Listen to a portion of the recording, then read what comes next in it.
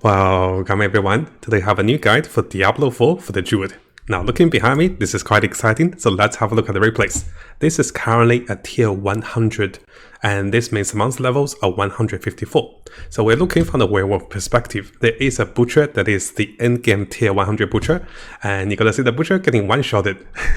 So let me show you guys again over here. So we're watching from CB's perspective, and here we're watching Ambrox's Druids. So this is a particular Druid build, and I want to show you guys. You can see the butcher, and the butcher gets one-shotted. Now if we watch a few more replays, we do have his first person life experience. You can see that I'm also in the party. So he wanted to show me that how strong the build they have made for tier 100. And here we're watching a Bulwark Druid.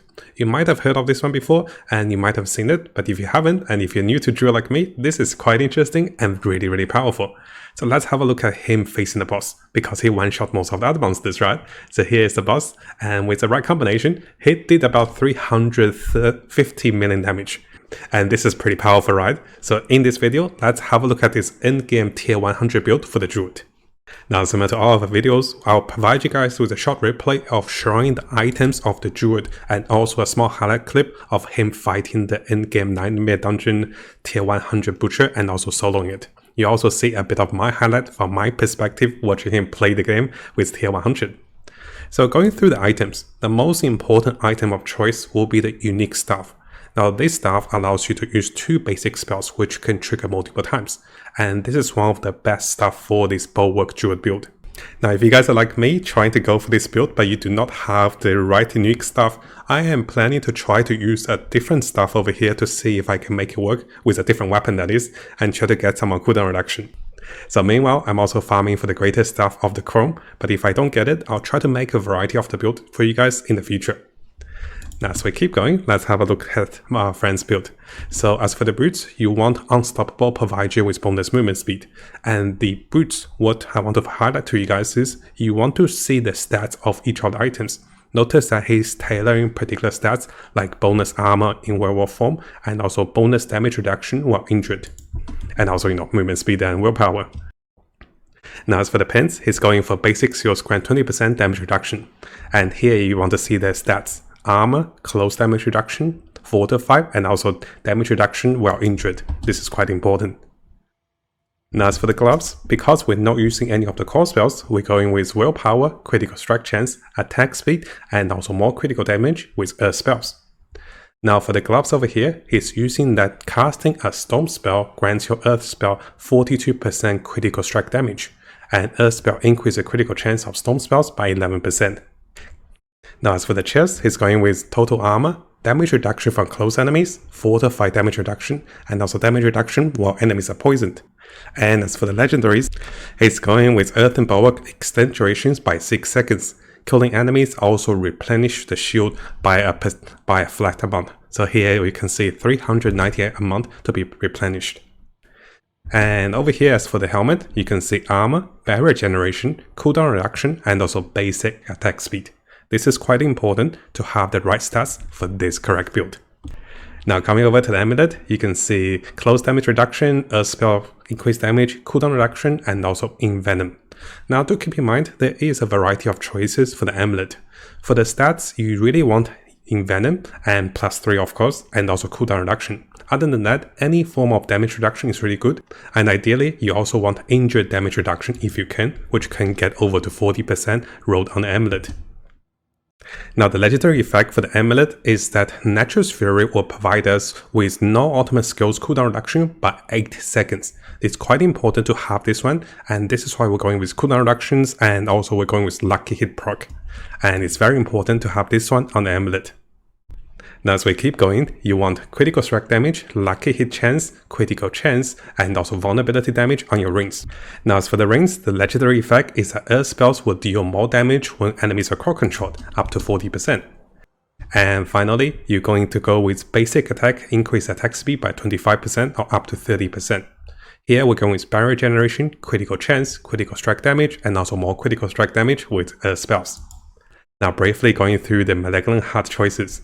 Here we're going with critical strike in the next few seconds will be absorbed and then deal increased damage afterwards, and this allows him to hit millions and also millions of damage. The next one is we're going with a defensive heart over here to provide us with damage suppression, and this also deals AoE damage around us. And finally, when casting ultimate, we're going to pull enemies together and then explode the shield onto them to deal massive damage. Now over here, I have found two guides for this particular build. So this is the Chrome Bulwark Druid build. You can see on the Mobilitics, and you can also see on the default builders. So Rob also made one of those. Now the build itself is quite straightforward, so briefly going through the skill choices, you can see that you're going with two basic spells. Because the unique staff allows you to cast both of the basic spells, this allows for more proc rate and also increased attack speed from your Enchanted Claw, which is quite important. After that, you'll be going with increased critical chance to close enemies, level 5 on your Earthen Bulwark, and also turning your Earthen Bulwark into a damaging spell. This is the most important part to deal more damage, and the damage is increased by barrier bonus, so you want more barrier bonus, and this allows you to do even more damage. We'll be going with Blood Health for some increased attack speed, and a bit of damage reduction with the Vigilance. Here we'll be using Poison Creeper to provide us with more critical chance, which allows you to deal massive damage. And we also have Hurricane, which allows us to proc the final capstone with Nature's Fury. And when we proc Nature's Fury, you'll be able to reduce the opposite skills cooldown because of the legendaries on the amulet by up to 8 seconds. Now over here, we'll be getting more damage to earth spells when enemies are immobilized, disabled, and also provide themselves with more fortified, and also increased damage. As we keep going, we will be going with 3 points into Envenom, and also the werewolf skills, when they critical hit, they will poison enemies. So we want to poison enemies to gain the most benefit with a critical strike increase. Now 2 points will be going into ultimate, because you don't need the final point to increase resource. And this allows us to petrify enemies, drag them together with the Malignant Heart, and deal massive damage. Now over here, we'll be going with Resonance, which provides us with increased damage against enemies with earth spells. And finally, you'll have some damage reduction against elites. Now over here, both of the builds guide also provides you with the spirit bonus. So you can see the right spirit bonus over here with increased reduction damage, with damage reduction against elites, increased attack speed, providing cells with more fortified, and also a chance to reset Poison Creeper cooldowns. And finally, you can reduce your ultimate cooldowns by 2 seconds with casting Natural Spell with a lucky hit chance. Now do keep in mind guys, both of the build will have a small variation. Some of the build will be going with more maximum life, other build will be going with more armor, and this is the bigger difference. It is preferred in the later stage of the game to go with more armor, but if you want, going with maximum life can also work on your gears. So there is a build variation, and if you guys are rolling for gears, make sure you know those variations and get the most out of it, so you don't spend too much gold to be re-rolling. Now because both of the Paragon board are pretty similar and also straightforward, I will attach a link for you guys to have a look at each of those, so we won't have to go them into more details. What I want to do is, let's briefly go through the skill rotations in details for this particular build. So what you're going to see in the replay is, our friend here is permanently resetting his Earthen Bulwark cooldown, and because of this, notice how low the cooldown is. And sometimes he does get very low HP, but because he has over 100 of damage reduction while injured, he actually stays a lot longer alive when he's low HP, so keep that in mind. And here you can see that he's traveling around, he's doing damage. The most of the damage comes from Earthen Bulwark. You do want to be using Poison Creeper to increase your critical chance, and also to provide yourself with more poison. So the build is pretty straightforward. If you want to burst enemies together, make sure you cast your ultimate, and this will suck enemies in. Notice that other than the ultimate spell, every spell is getting resetted very quickly. This is because of the lucky procs with his legendary effects. And you can see the cooldown is getting lower, and the moment he gets below, injured level, 35% HP, he becomes so much more tankier. And let's have a look over here. There's a bunch of suppression monsters. If you group them with your ultimate, and then you try to one-shot them with your Earthen Bulwark. It is definitely a really interesting build, and I really want to make it work. Let me see if I can make it work without the unique.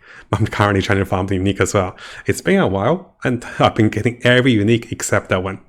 Now, if you guys haven't subscribed, it is a really good time to do so, because I'll be covering tons of Diablo 4 related topics, and also videos, and also guides. We'll be looking to the top meta builds, non-meta builds, leveling up, and also Paragon tricks. We're also looking to the latest events and also official updates, and also changes to different characters and also different builds in the game. So make sure you hit that subscribe button and also turn the notification on, because a lot of you who are watching the videos have not subscribed. You can see 80% of the viewers who are watching our videos have not subscribed, so make sure you subscribe to stay tuned for the latest update for Diablo 4. So what I do over here is I provide you guys with the entire replay, and here I want to say a big thank you to CB and also his friends for sharing the build with me. In the future, I'll be sharing both of their build. They also have a very strong endgame build with the Tornado Druid and also with the Infinite Mist Necromancer for tailor-made for tier 100. And those are really powerful endgame builds. And also a big thank you for I cannot pronounce his name. Big thank you for AM. You guys tell me how to pronounce this one. Aproxo. A big thank you for him sharing. A big thank you to him for sharing this build and also to show me what the Druid can be doing at the endgame.